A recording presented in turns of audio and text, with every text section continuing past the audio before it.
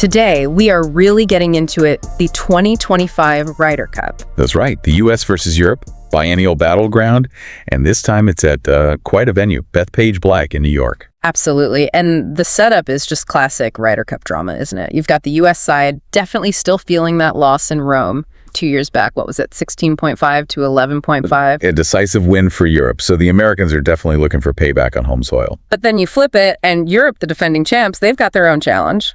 Winning away from home is tough. Their last victory in the U.S. was Medina, right? 2012. Correct, a long time ago in Ryder Cup terms. So it's kind of revenge versus breaking that road curse.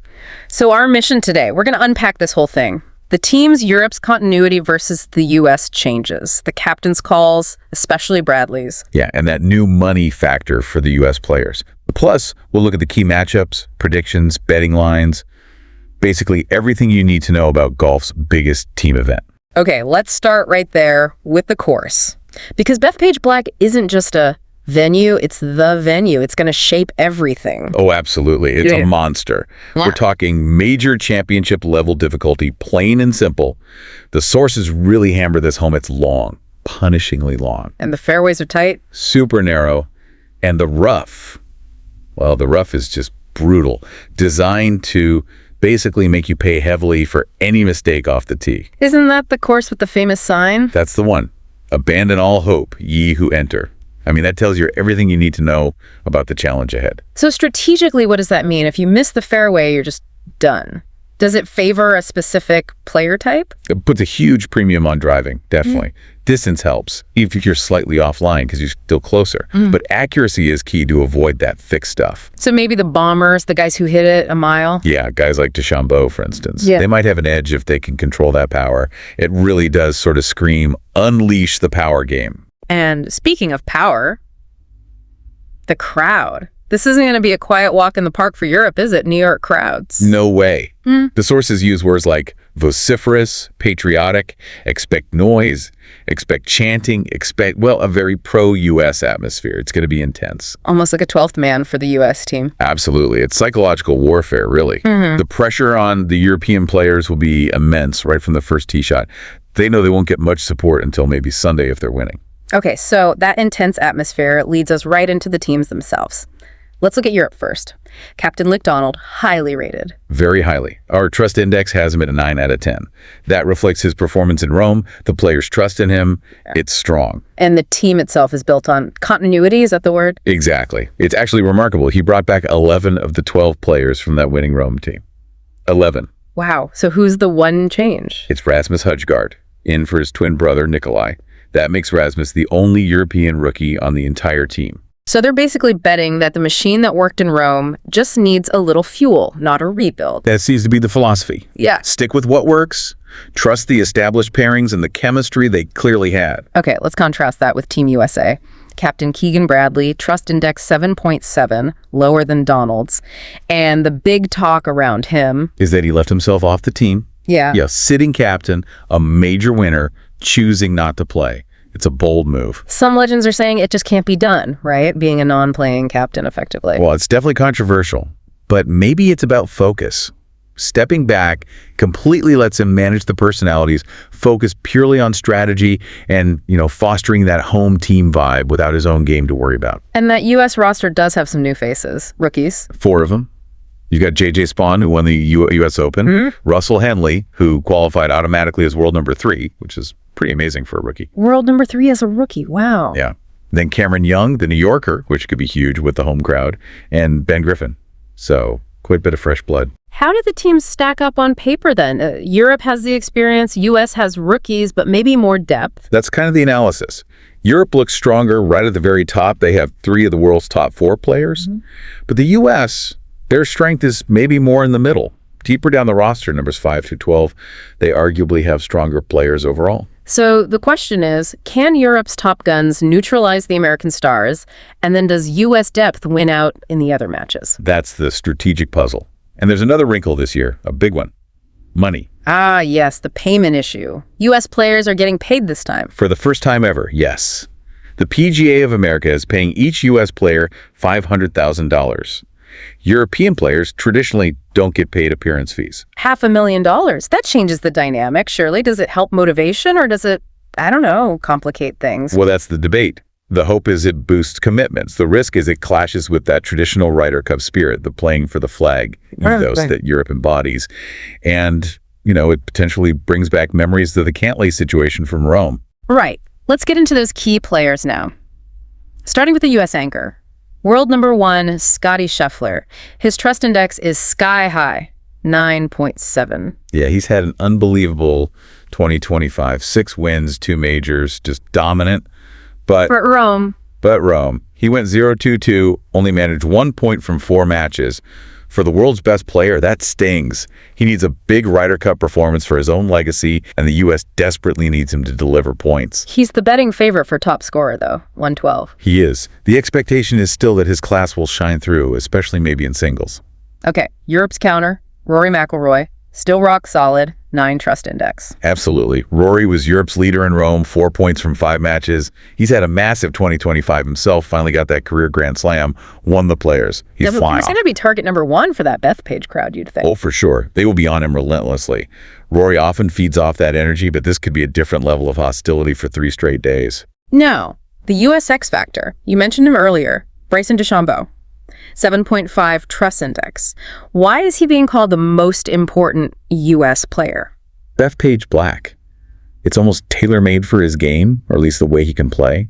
That length, the need to carry trouble. If Bryson's driving is on, He can overpower the course.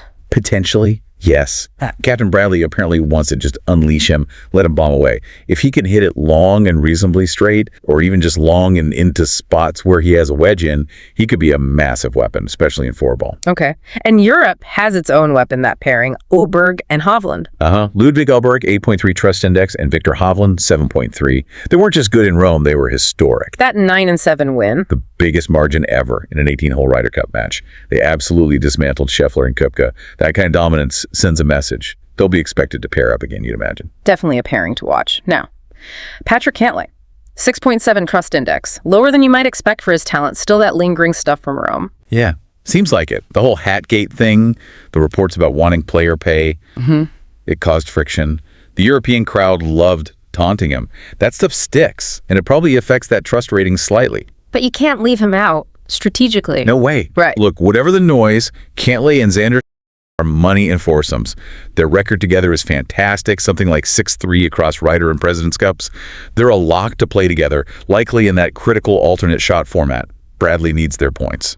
And who's the emotional core for the U.S.? Seems like Justin Thomas often fills that role, 7.3 trust index. Yeah, JT's seen as the heartbeat of the team. His form coming in might be a bit questionable based on recent results, but his Ryder Cup record is strong, 7-4-2 overall. He brings the fire, the passion. Exactly. He feeds off the crowd, gets the team going. He's the counterpoint to Cantlay's reserved style. Okay, let's shift to strategy. You often hear the Ryder Cup isn't won on Sunday, it's set up on Friday. How critical is that opening session? Hugely critical. History really bears this out. Look at the last few cups. 2023, Europe sweeps Friday morning foursomes 4-0. Game basically over. Wow. 2021, Whistling Straits. U.S. takes a 3-1 lead in the opening session, rolls to a big win. 2018 in Paris, Europe sweeps Friday morning 4-0 again. It sets the tone, builds momentum. It's just massive. Can you quickly remind us, for anyone maybe newer to this, the difference between foursomes and 4-ball? Why is Friday morning foursomes so tough? Sure. Foursomes is alternate shot. You and your partner play 1 ball, hitting alternate shots until it's holed. It demands incredible teamwork, precision, and covering for your partner's mistakes. Yeah. Real pressure cooker. Okay. 4-ball is best ball. Each player plays their own ball, and the team takes the best score on each hole. It's more aggressive, allows for more birdies, more individual flair. Foursomes is about not messing up. 4-ball is about making things happen. Starting with foursomes really tests those partnerships under pressure. Got it. So given that pressure, we've seen some predictions for those opening pairings. What are we hearing? Well, one prediction has match 1 as Scheffler and the rookie, Henley, taking on the Spanish duo of Jon Rahm and Tyrrell Hatton. That's a fiery start. Yeah, Hatton can get going. And the anchor match, the last one out. The predicted anchor is a juicy one. Cantlay and Scheffler, that reliable U.S. pair, against Rory McIlroy and Tommy Fleetwood. Talk about pressure and storylines colliding right there. Cantlay versus Rory after Rome. Fleetwood's great record. Okay, so all this analysis, the players, the course, where's the smart money going? What are the betting odds telling us? Well, despite everything, the Roan loss, the rookies Team USA is the clear favorite at home. You can find them as short as an active 155 to win outright. Which implies what, about a 60% chance? Yeah, around 61% implied probability. Europe is the underdog, naturally, maybe around plus 175 to win the Cup outright. But there's that important distinction with the betting market, right? The to lift the cup option. Exactly, because Europe currently holds the Ryder Cup. A 14-14 tie means they retain it. So the lift the cup market gives Europe two ways to win. Win outright, 14.5 points or more, or tie. So their odds are better there. Typically, yes. You might see Europe around plus 125 or so just to lift the trophy, which is more appealing than the plus 175 to win it because it includes that tie scenario. And just for context, that historical record, it leans heavily U.S., doesn't it? Oh, yeah. Over 44 Ryder Cups, the U.S. leads Europe's something like 572.5 points to 467.5. Winning on the road in the U.S. is historically a very tall order for Europe. So boiling it all down, the big conflict is what? Europe's known machine versus America's hopeful home cooking. Pretty much. Can that incredibly cohesive, experienced European team led by the calm Luke Donald handle the Bethpage beast and that wild New York crowd? Or will the U.S. team, with its power, its rookies, and Bradley's all-in captaincy, harness that home energy and finally get revenge? It really is the ultimate test. Cohesion versus maybe more raw talent, amplified by the crowd. Okay, as you settle in to watch this unfold, we want to leave you with a final thought about partnerships, because that's what the Ryder Cup, especially foursomes, is all about. All right, so think about this. Which established pairing gives you more confidence historically? Is it the American duo of Jordan Spieth and Justin Thomas? They've played together a lot, 9 matches, but their record is perfectly balanced. 4 wins, 4 losses, 1 tie. Okay, 50-50, basically. Yeah, exactly.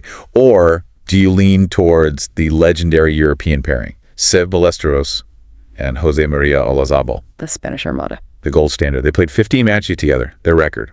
11 wins, 2 losses, 2 ties.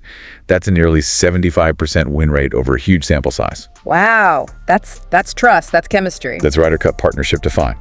We'll see this week if any of these current pairings, especially on the U.S. side, can even start to build that kind of legacy in the heat of Bethpage Black. It's going to be fascinating to watch. Thanks for diving deep with us today.